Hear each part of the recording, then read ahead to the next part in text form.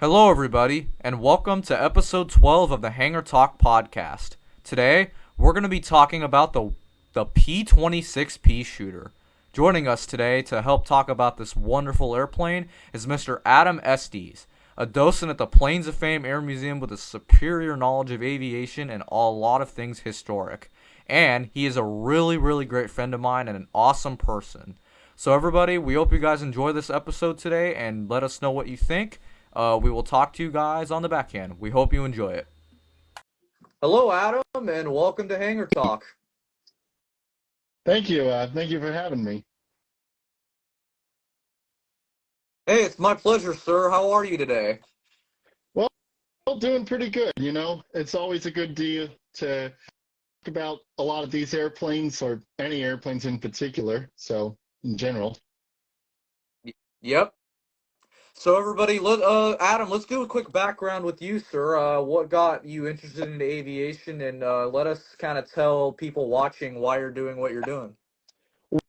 Well, I like to say that I've been into aviation since before I can remember. I don't have parents as pilots, but when they saw I was getting interested in airplanes, I had parents who were fortunate enough where they bought me models to build, they bought me books, they bought me DVDs, and if you can believe it, some VHS tapes back then. Um, and plus, I went to museums like Planes of Fame. I actually first came to Planes of Fame when I was about 8 years old, and I've been volunteering there for the past 5 years now. And since then, I've also written some articles as well. In fact, up to last count, going from today, I'm at 59 published and counting. Wow. Wow. That's awesome, man. You are really, truly a legend. And I wanted to say thank you for doing what you're doing. Thank you. My pleasure. So I also do volunteering at Planes of Fame. If anybody knows me, knows or on Instagram that I do volunteering, I clean up the hangars just to have them nice and tidy for the events that come up, like Planes of Fame's monthly live demo / hangar talk. And for my capacity as a volunteer, I'm typically what's called a docent. So it's basically a tour guide. Sometimes we'll have schools or civic organizations come over and request a tour. Other times we'll just wander around the museum, making sure that everything's in order, making sure people have got their questions answered, and help open up and help close the place down. Yep, that's an awesome job. So, everybody now, what typically Planes of Fame does is a little series called Hangar Talk, which basically it's a bunch of presentations from either World War II, Korean War, or just any other war in general, like Vietnam and Desert Storm, and even other things today, like general aviation, some firefighting. They did a presentation on firefighting. And Adam here did a presentation on the P-26 Peashooter. So, that's going to be our episode 12 that will come out on Monday. So, Adam, let's give a little bit of background on the P-26 here and like what was its involvement during war and how it became the all-metal fighter. Well, certainly. So to understand where the Peashooter is involved, you have to understand the point in time that aviation exists at this point. We're talking the 1930s, so the Great Depression is going on. It's only been about 30 years since Orville and Wilbur Wright flew at Kitty Hawk, and and already planes have rapidly advanced. I mean, we're going from that first flight at Kitty Hawk, for example, that only lasted 12 seconds and covered 120 feet of ground, and now we have airplanes that can cross the United States nonstop, and we've had Charles Lindbergh cross the Atlantic Ocean from New York to Paris nonstop. And so, but that presents a bit of a problem because by the 1930s, the Army Air Corps, as it was then known, it was the Air Force was still a part of the Army, was starting to develop some new biplanes, new monoplane bombers where you have only one pair of wings instead of two pairs like a biplane. And a lot of these are also being built out of metal instead of wood. And pretty soon you start to see faster bombers that can carry bigger bomb loads. But a lot of the fighters are still wooden fabric biplanes that are struggling to keep up with the bombers. And you can't have fighters slower than your bombers. And so the Army Air Force starts looking for a new fighter to match the speed of these new bombers, like the Martin B-10 that they're introducing into service. And now Boeing introduces this design. The company, they call it the Model 248, and they draw up the plans around September 1931. And this is mostly Boeing doing that. Boeing took on the majority of costs because, as we said, this is in the midst of the Great Depression. Money is not very plentiful. And plus, we're also dealing with a vastly small military in the United States, which is focused more on defending the continental United States as opposed to going abroad. So that's where we're at on that. But we're also at a point where aviation develops very rapidly. So as I mentioned, the plans for the Model 248 got drawn up in September 1931. And by March 1932, the first prototype took to the skies above Seattle. So, Wow.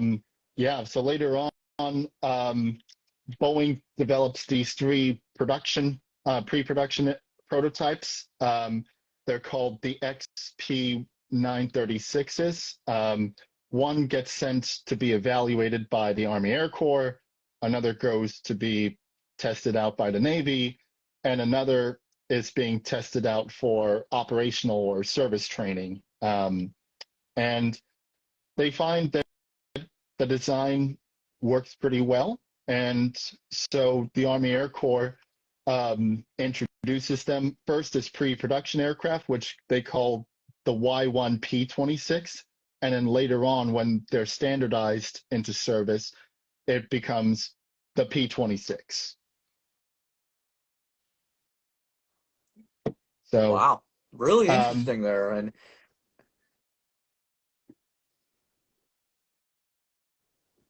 going on further, I don't know if anyone's seen a P-26 on this chat, but you can Google it and see what it looks like. But just a general description, again, it's a monoplane, so only one pair of wings.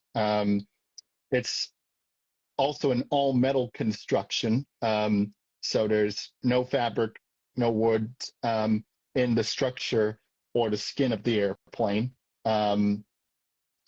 Now, it is a pretty advanced airplane for its time. It's very fast, can go about 230 miles per hour top speed. But the other thing with this airplane, though, is it's an interwar airplane that's also being built in a time of transition. So at the same time as you have this swift all-metal monoplane fighter, you also have it with an open cockpit where there's no enclosed canopy. It's just a windscreen.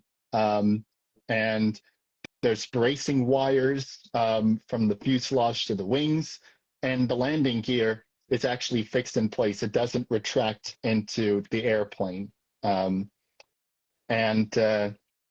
all that was considered when it was being built. And it was being built, again, in a time where there wasn't a lot of money. And so when they had some limitations that couldn't be avoided, they did everything they could to reduce the drag, for example, of the fixed undercarriage by having these fairings, so you wouldn't have the wings and the legs all sticking out. They'd be covered up. And you have a cowling around the radial engine because all those cylinders they produce drag when they're just out in the open. And there is one change, though, that goes from the pre-production to the production airplanes. If you look at the headrest on the airplane, you'll notice that it's a pretty large headrest.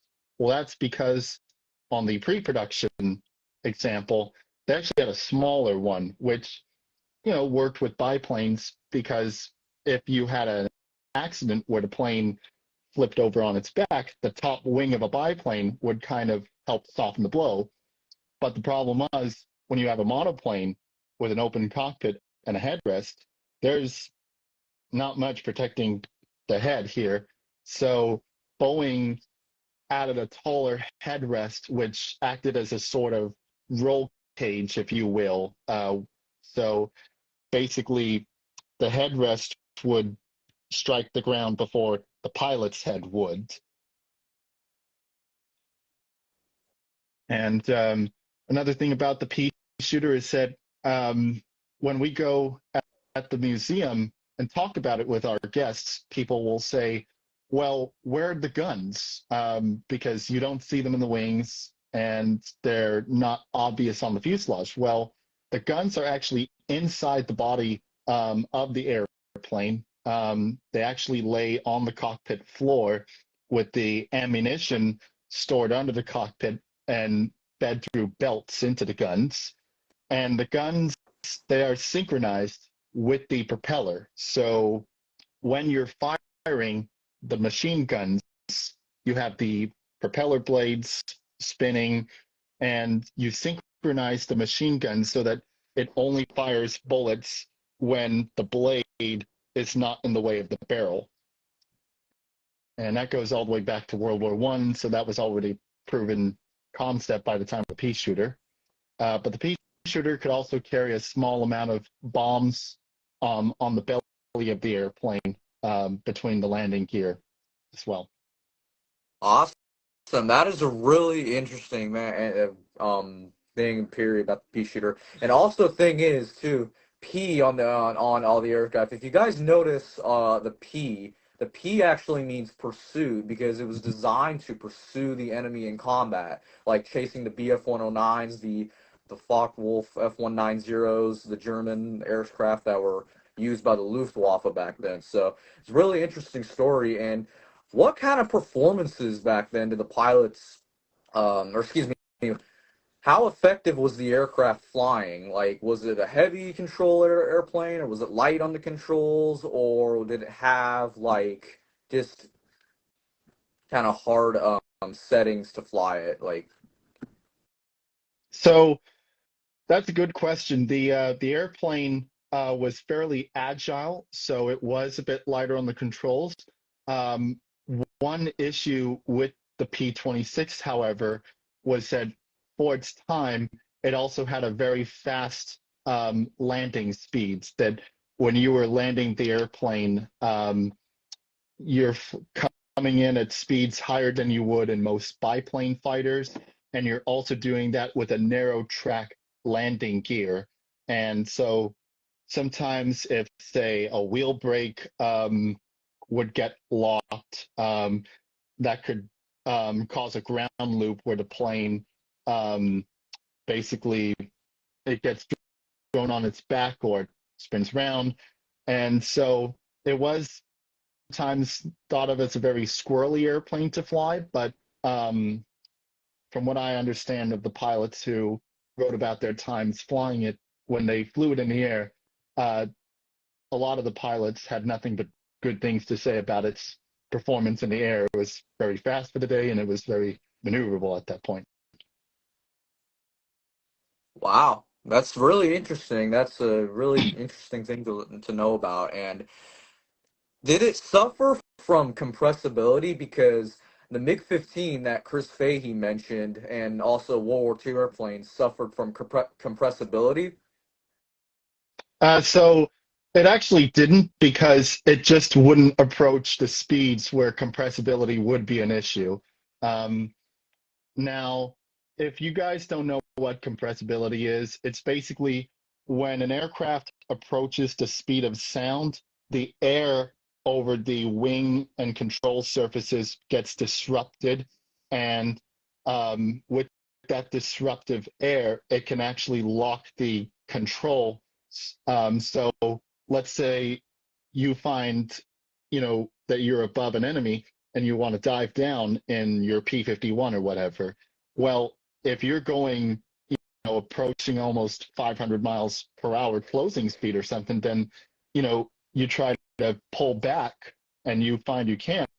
And if you don't realize, you know, that you need to slow down and wait for the lower altitudes with there's thicker air and less disruption, then a lot of times these guys would just plunge right into the ground. But again, the Peashooter didn't nearly approach those kinds of speeds. So that actually wasn't an issue until the Second World War broke out. And this airplane, by the Second World War, was already considered obsolete despite only being around for less than 10 years at that point. Interesting to know. That's really great. Yeah, And a lot of it is what's up? go ahead. No, it's okay. So the Peashooter is actually it's a really cool airplane because it actually has different sound. I've watched videos back over the years at the Planes of Fame Air Show where it sounds like a kind of like a Mustang, but like when it flies through the air, it sounds like a Texan. Yeah, I You mean, ever? it definitely has that sound when you have the radial engine. In fact, if you're wondering why it sounds like a Texan, it's because it has the same engine as the Texan, the Pratt& and Whitney 1340 radial engine. So that's a nine-cylinder engine there. Oh, really? I did Yep, not know that. yep. Yeah, it's really cool because I was watching the videos from the air show at Plains of Fame, which I really don't know what the story is because Ian Glover, Uh, yeah, I believe so. Yep. Yeah, I know Charge him. 7 is his Instagram username. Yeah, I do know Ian. Yep, yep. Good So guy. a lot of it is like having to do with logistics and the surrounding environment of the airport with the air show. So, and Santa Maria has more land on it, is what he told me. And then a lot of people are saying like they're on Instagram like, oh, the museum doesn't want to do it. The museum doesn't want to. I disagree with that because it's not the museum's fault because there's just so much construction that you're not gonna. Where are you gonna park 50,000 cars? Right. And so for those of our guests not familiar with the Plains of Fame, it's at Chino Airport. And recently there's been some construction of all these warehouses because Chino is becoming kind of a logistics hub. The whole Inland Empire is becoming a whole logistics hub for groups like Amazon, UPS, FedEx, all the big players. And so they're building these warehouses next to the airport, and they're also extending the road, Merrill Road Avenue, from 2 lanes to 5 lanes. And basically, when you have a big air show, you need to let the county, let the state authorities know you can get all these people in and out safely at a short notice. And if half the road is being torn up, then can't really give a guarantee because if you have to send that months in advance of the show, and that's several months of changing conditions that you can't account for. So that's why we have the smaller stuff at Chino for the moment, but with Santa Maria, which is the additional museum, there will be a lot of airspace that's going to be clearer up there than in Chino anymore, but we're not moving out of Chino. We're going to have both Chino and Santa Maria. Yeah, so, and I'm really hoping it comes back. I really don't know if it will, says Ian. He said there's a possibility that it may not come back, which Mm, I agree. yeah, there's a possibility for that, but one of the planes, again, in that show in previous years has been the Peashooter, and with that, I'd actually like to bring us back to talk about the Peashooter's combat history. Yeah, sorry about that. I didn't mean to go off topic there. No, it's okay. So when the Peashooter was introduced into service in 1934, it was flown in several squadrons across the country. Um, so there was one, usually at that time, the structure of the Army Air Corps was that you'd have a group and you'd have three squadrons under a group. So, for example, at March Field or March Air Reserve Base in Riverside, there was the 34th Pursuit Group, which was flying around with P-26 Peashooters, and they had under that organization the 17th, the 73rd, and the 95th Pursuit Squadrons. And our Peashooter at Plains of Fame is painted as a Peashooter of the 95th Pursuit Squadron. Um, and But going on to the combat history, Boeing actually built a couple of export models of the Peashooter. And before I go on about that, I gotta also talk about the name Peashooter. The name Peashooter is mainly derived from the fact that on the aircraft there's a gun sight. So there's the nose, you have the cockpit windscreen here, and then you've got the engine cowling. Well, between all that, there's this gun sight that the pilot looks out of to track his target. And so when the ground observers were looking at these pilots sitting in their pea shooters with that long tube going out and looking through it like that, it looked like they were firing, taking a straw and shooting peas out of a pea shooter there. But going back to the export models, Boeing built 11 examples. 10 went, actually 12, yeah. So 11 went over to China, and another one went over to Spain. And in 1936, after that airplane had been exported to Spain the previous year, a civil war broke out in Spain. It's very complex. I'm not going to go into it now, but basically there were two forces, the Republicans and the Nationalists, and the Nationalists were a military faction that was actually backed by fascist Italy and Nazi Germany, and the Republicans were basically the Spanish Republic that was the government that the military officers were cooing against. And so when the war broke out, this airplane was in Madrid and was quickly taken over by the Republican faction, and actually briefly saw some combat in the opening months of the war, but it was then quickly shot down by nationalist fighters that were actually supplied by Italy.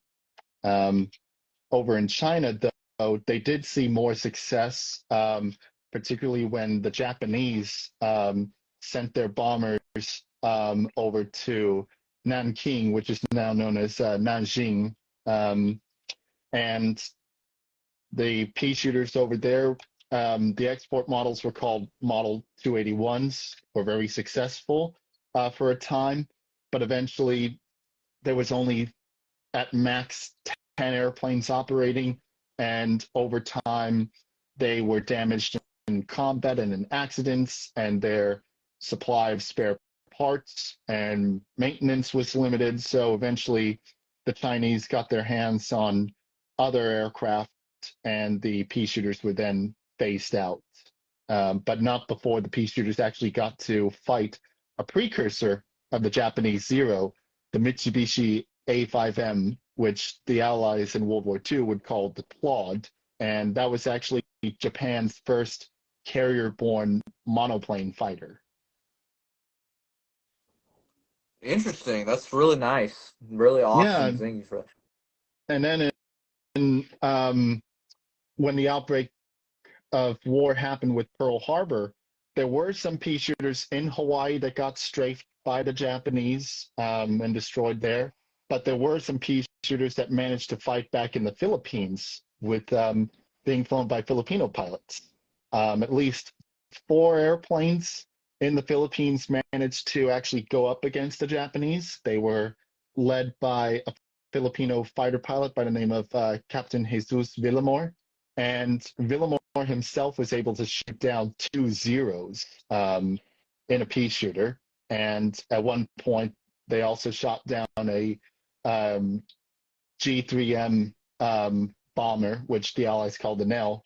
But the Japanese advance was so swift that the Filipino pilots were forced to destroy their remaining pea shooters lest they fall into the hands of the Japanese. And uh, and then that actually brings us to the Planes of Fame's example, because Planes of Fame actually owns one of only two original P-26 pea shooters anywhere in the world. And so long story short, the airplane, which next month will celebrate its 90th birthday, that Oh, it was, wow. yeah, that the airplane was accepted into the Air Corps from Boeing in June 1934.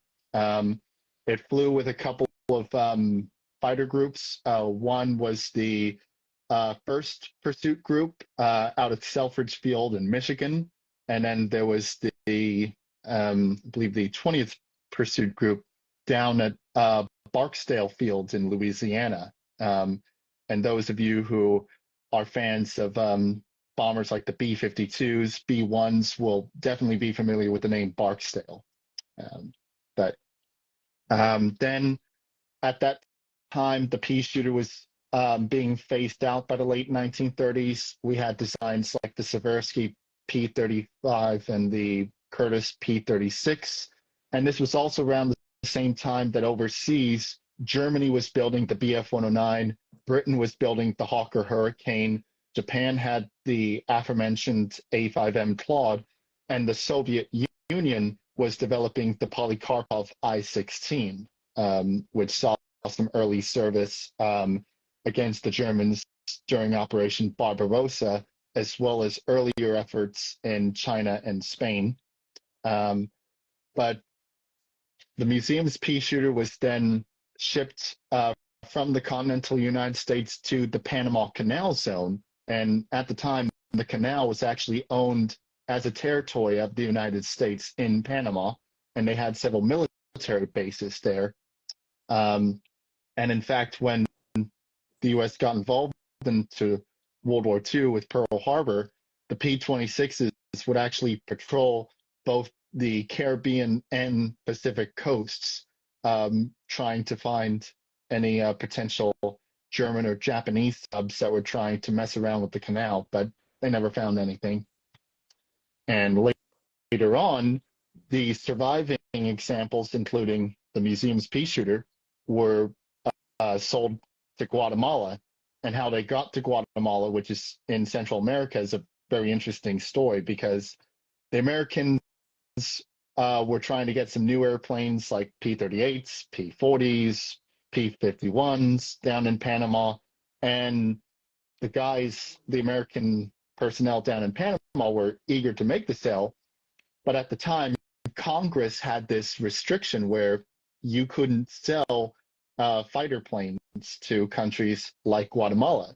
So to get around this, the personnel down in Panama actually did some paperwork to say, no, they're not fighter planes, they're trainer planes. And that's how they were legally able to ship them to Guatemala. And it was actually in Guatemala that the pea shooters would see their last combat. And that's actually where our museum's pea shooter comes in too. So,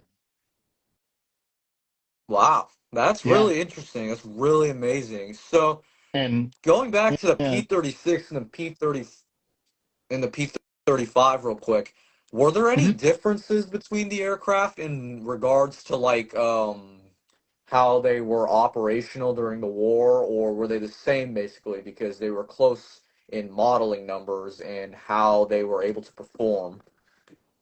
So the P-35 and the P-36 were very different looking airplanes. They were the first two fighter planes in the Army Air Corps that had both enclosed cockpits and retractable landing gear. Um, in fact, if you go to the Planes of Fame Museum, we have this plane called the Seversky AT-12 Guardsman, and that's pretty much a two-seat fighter bomber variant of um, the P-35. So there's also a P-35 at the Air Force Museum in Dayton, Ohio. So you can Google that and have a look at it. But the P-36 was essentially a precursor to the P-40 Warhawk, except while the P-40 had a V12 inline engine, the P-36 had a radial engine. So Awesome. they were much faster, they could fly higher, and were better armed than the Peashooters. That's And that's that's really amazing. So, did the P-38, or excuse me, did the P-38 have high altitude troubles like the P-38 did? Uh, so the P-26 fluid had a lower ceiling than the P-38, and another thing too is that the P-38 also had superchargers, and in most instances, the Peashooters they never flew that high to need superchargers. Anyhow, there were some variations in the engines, though, that they all had 1340 radial engines, but um, some of the Peashooters actually had carburetor systems, and some of them had fuel injection. And where that becomes a factor is that with a carburetor system, if you do anything like inverted, like do a barrel roll or loop, um, the carburetor system actually gets inverted, so you actually temporarily lose power while you're inverted, and then the engine starts back up once you're right side up. And with fuel injection, um, the flow of fuel to the engine is not interrupted when you're doing that.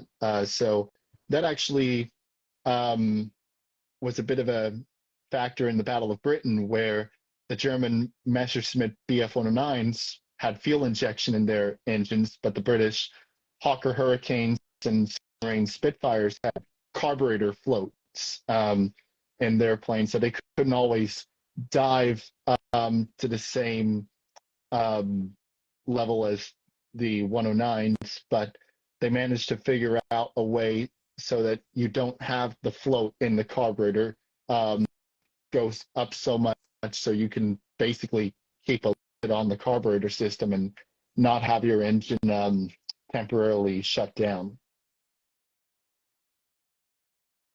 Um, but then Nice. the That's interesting. yeah, but then the Peashooter in Guatemala. So 1954, there was a coup in Guatemala where there was one side that was the legitimately elected government, and then there was a um, opposing side that was actually backed by the CIA, which would establish a military dictatorship. Um, and during that conflict, there were actually several surplus fighter planes like P-38s, P-47s flown by American pilots for the Guatemalan rebels. And on the government side, they didn't really have a whole lot. And what they did have were obsolete types like the Peashooters. And so our museum's Peashooter actually ended up going into the skies above Guatemala City, the capital, trying to prevent these raids by P-38s and P-47s, but they were just too quick. I mean, these planes were flying twice as fast as the Peashooters were capable of flying, but eventually, after the new government came in, they started getting surplus airplanes from the United States and were retiring the last of their Peashooters. And that's when the museum founder, Planes Fame's founder, Ed Maloney, he heard about the pea shooters in Guatemala and managed to buy one from the Guatemalans and have it shipped back to the United States. And that's where we got our pea shooter. And then the Smithsonian National Air and Space Museum, they picked up the other one that was still down in Guatemala. And you can see it in the National Air and Space Museum near Washington, D.C. now. Wow. And That's incredible. and another fun thing too is when Ed Maloney went down to Guatemala, or rather had the airplane brought up from Guatemala, they had to disassemble it and pack it up in a cargo ship, which sailed to the port of Los Angeles. And when the ship docked in San Pedro, the port of Los Angeles there, Maloney and a team of volunteers were out there, and the ship opened up its hold, and what greeted them was not only the sight of this disassembled airplane, but also the aroma of millions of coffee beans that the ship was carrying, that the beans were all around the airplane in that cargo hold. And there's stories that say that for a long time after that, the airplane still smelled like coffee. Wow, I didn't know that. That's actually really interesting. Yeah. And plus another thing too is that we've actually done two restorations of our Peashooter over the years. The first one was in 1962 when they first got it to fly after coming back from Guatemala. And then it flew up into the 1980s when it was parked. And then to celebrate the 50th, to celebrate an anniversary at the museum, the Peashooter was restored to fly yet again in 2006. And it's not one of our frequent flyers. There's a couple of years where it stays on the ground the whole year, but there's times where you do get a rare treat to fly it. And the museum typically flies it at events either at Chino, or sometimes they'll fly it all the way out to Riverside for the March Air Reserve air shows there. Nice. And it actually was on display last year at March Air Reserve Base during the SoCal Air Show.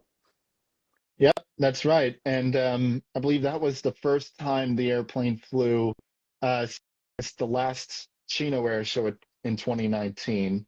So there was a good deal of work done to make sure that the airplane was ready. And, for the most part, it was okay. It just needed to make sure that everything checked out before the flight.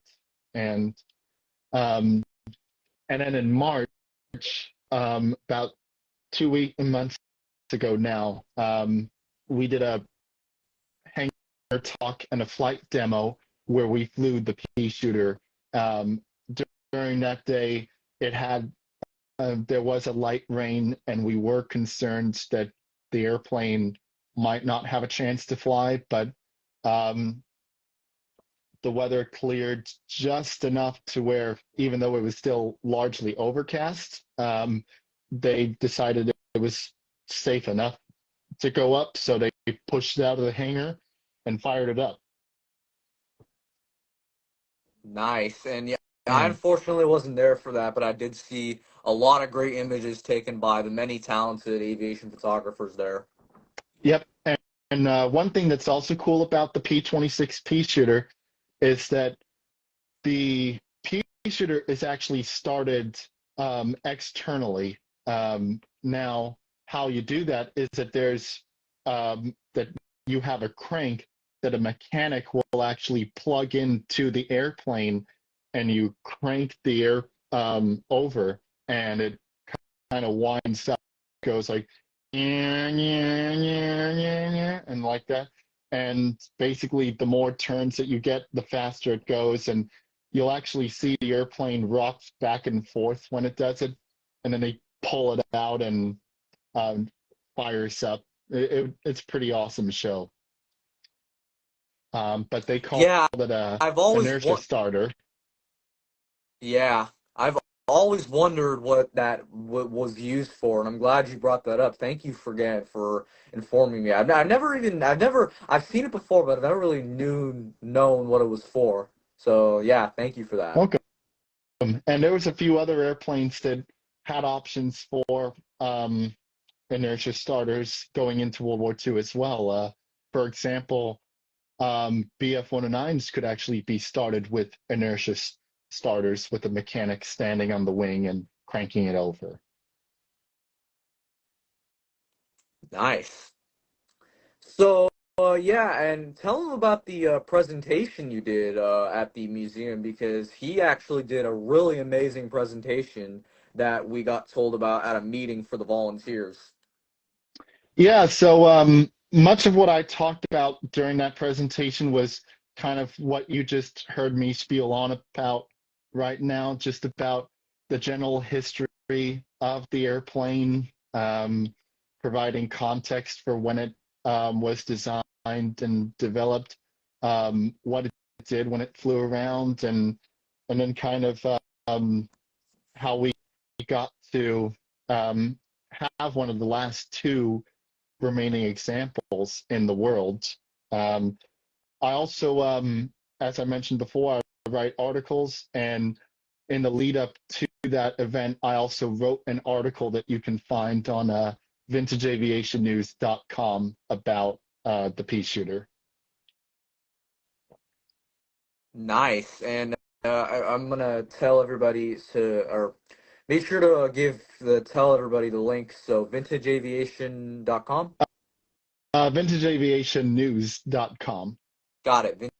Vintageaviationnews.com. So everybody go check it out. I will be posting the link to my links profile in the page and also my Instagram and also the video that will be published that this will be making out of. So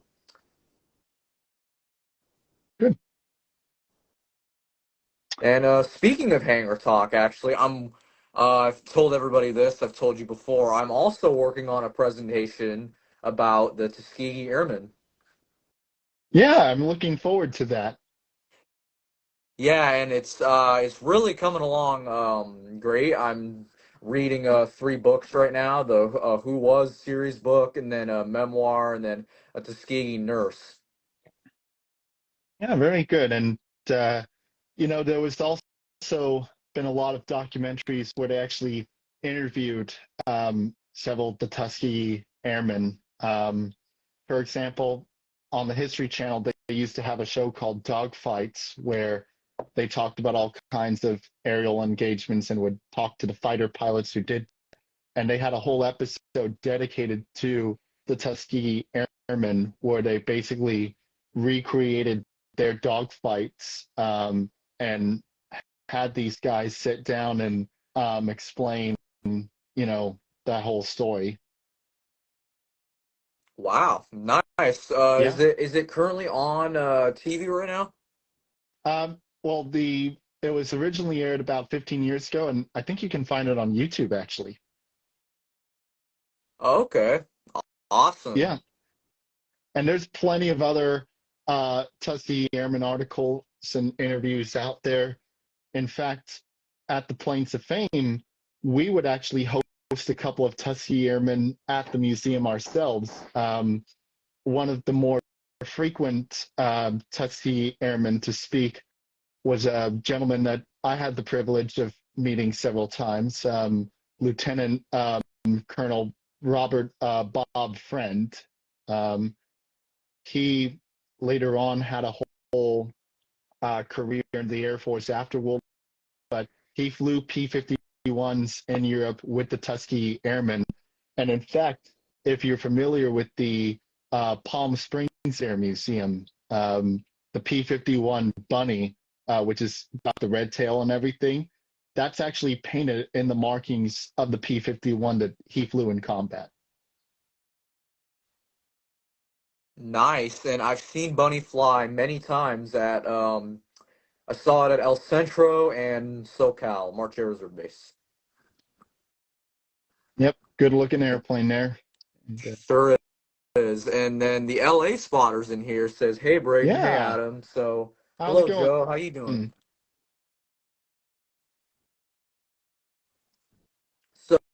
So, anybody else watching have questions for Adam on the Peashooter? It's a really great presentation that he gave, and if you guys were there, he did an amazing job. I wasn't there unfortunately, but he did awesome. And Adam, we just wanted to say thank you for inspiring everybody and keeping us posted. So thank you for that. Absolutely. And uh, another thing too at the museum is I'm actually in the works for another presentation to deliver for Hangar Talk. Nice. I'm so excited to see that. So I'll give you a tease about it. It's about a French airman by the name of Charles Nungesser.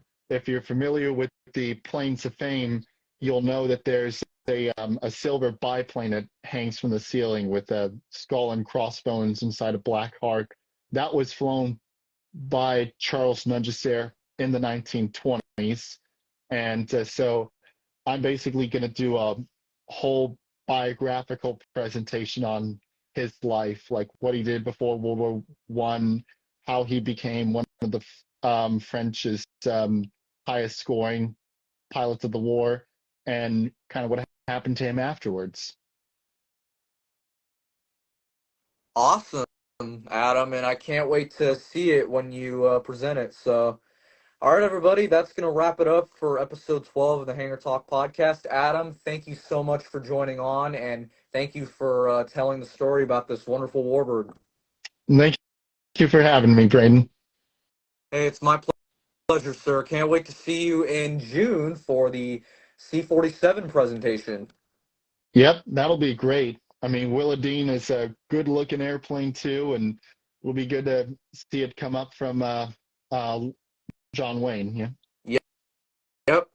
All right, Adam, take care, guys, and thank you all for watching. See you.